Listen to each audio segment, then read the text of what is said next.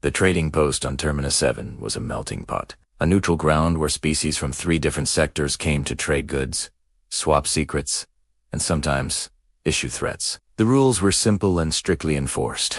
No violence, no stealing, and absolutely no questions about what was in someone's cargo hold. In a dimly lit corner of the cantina, Mira Okafor sat alone, trying to make herself as small as possible. At 17 standard years old, she was fresh off a colony transport from Earth, and the only human in a room full of aliens who thought of her homeworld as a nightmare. She was just waiting for a connecting shuttle, nursing a drink that burned like battery acid and tasted like regret. So far, her strategy of blending in was working.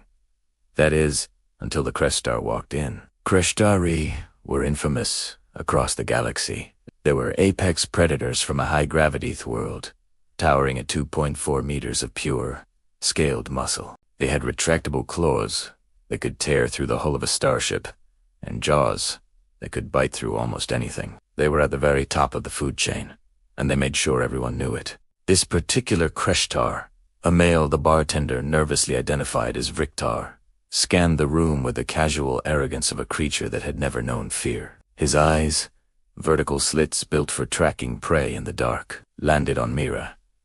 He started across the room, his steps slow and deliberate. A performance for the crowd. He wanted everyone to see. He wanted everyone to know what was coming. The other patrons suddenly found urgent business elsewhere. Tables emptied. Conversations died. Even the bouncer, a massive Drellian made of what looked like living stone, suddenly remembered a pressing need to check the back storage room. Vriktar loomed over Mira's table, a predatory smile spreading across his face, a smile that species across the galaxy had learned to fear. Who, he began, his translator spitting the word out with pure contempt. He never finished the word human. What happened next would become legendary. It would be studied in xenobiology classes, analyzed frame by frame from security footage, and cited in diplomatic briefings about why you never, ever underestimate a Deathworlder. Mira moved. It wasn't the graceful dance of a trained martial artist or the calculated strike of a soldier. It was the instinctive, explosive violence of a species that had clawed its way to the top of its planet's food chain by simply being better at killing than everything. Trying to kill it. Her hand shot upward. It wasn't a fist. It was a rigid spear hand, flesh and bone, forged under Earth's 9.8 meters per second squared of gravity. She aimed for the soft tissue right under Vriktar, this massive jaw. The Krestar's reflexes, honed on a planet where hesitation meant death, were incredible. He started to react in the split second it took her to move. But he was too slow. Mira's hand struck the vulnerable gap between his jaw plates. The force was enough to puncture through scaled skin, reinforced muscle, and protective cartilage. Her fingers didn't crush his trachea, they closed around it and tore it free. The entire motion, from start to finish, took 1.7 seconds. Vriktar's mocking laugh died, replaced by a wet, gurgling sound as his respiratory system collapsed. He stumbled backward, both hands grabbing at his throat, yellow blood pumping between his claws. Mira stood up slowly. Her hand was dripping with Kreshtar blood. Her expression was perfectly calm, except for the slight dilation of her pupils, the only sign of the adrenaline surging through her veins. "You were saying?" she asked. Her voice was steady, almost conversational. The trading post was completely silent. Every single being in the room had frozen, their minds frantically recalculating everything they thought they knew about threat assessment. The Drellian bouncer peeked out from the back, saw the dying Krestar, looked at Mira, and made a very wise decision. "Self-defense," he announced to the room. "Clear case." Everyone saw him approach her table unprovoked. No one disagreed. No one was stupid enough to argue with a small human covered in the blood of something that could have killed most of them without breaking a sweat. Mira walked calmly to the bar and placed a credit chip on the counter. "For the cleaning," she said. Then she turned to the bartender, a trembling Sivian, whose feathers were standing straight up.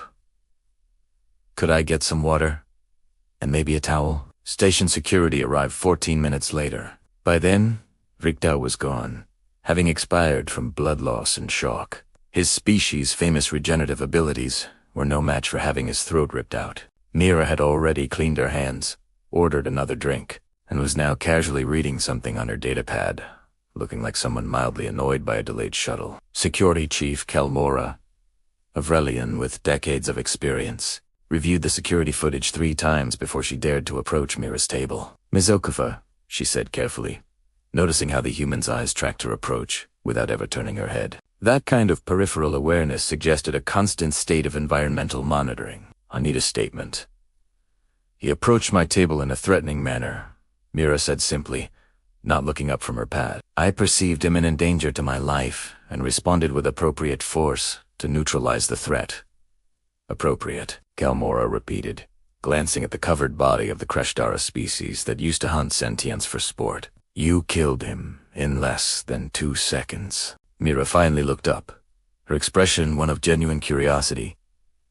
"Should I have taken longer?" Kelmora studied the young human. 17 years old.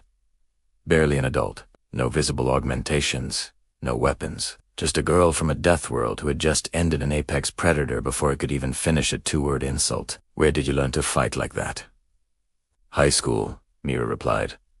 "Self-defense class was mandatory. Our teacher was ex-military. She said the best fight is the one that ends before the other person knows it started." Mira paused for a moment. "Also, my grandmother taught me that if something wants to hurt you, you don't give it a second chance." "Your grandmother?" "She grew up in Lagos during the resource wars. She had strong opinions about personal safety." Kelmora mentally updated her entire file on humanity. Earth wasn't just a death world because of its high gravity and dangerous wildlife. It was a death world because the species that survived there had internalized violence as a fundamental tool for survival, passed down through generations like a family recipe. "You're free to go," Kelmora said finally, "though I'd recommend being more careful about where you wait for shuttles." Mira smiled, that strange human expression that shows teeth, which most species correctly interpret as a threat display. "I was being careful, Chief. If I wasn't being careful, I would have broken his knee first, then his throat. Granny always said to make sure they can't chase you." She picked up her bag and walked toward the docking bay, leaving behind a room full of aliens who would never, ever make assumptions about a small, unaugmented human again. An addendum was later added to the official station incident report. It read, "Victim, Frikdar. Kristar Male, known aggressor with 17 prior citations. Perpetrator, Mira Okafor. Human female, Arhe Diasisiete no, prior record.